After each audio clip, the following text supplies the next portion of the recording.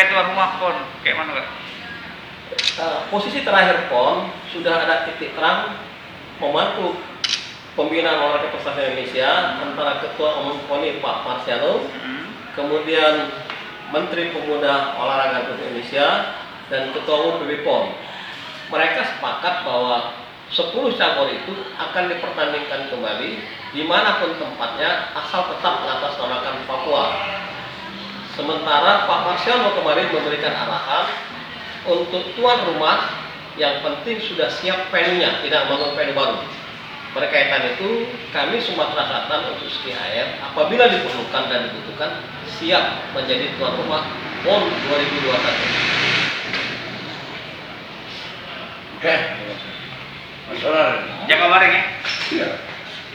Mari jelas. Hah? Dulu tambahan itu. Cuman satu ya Pak, 10 cabur itu apa baik Kak? Di saat saya Ski Air seingat kamu. Sepeda kita juga, sepeda itu kita meraih medal. Football. Nah terus target kita kan tadi satu emas itu nomor apa dari Indra? Slalom, Yang perunggunya? Desti, Iya. whiteboard, Desti siapa nomor lengkap Kak? Desti Driano. Destria. Desti ya. Desti Fitria. Iya, salam juga. Salam juga ya, cewek ya ini. Cewek. Nah, kalau dari anu itu insya Allah lah kalau memang betul-betul ini akomodir tentang ikut.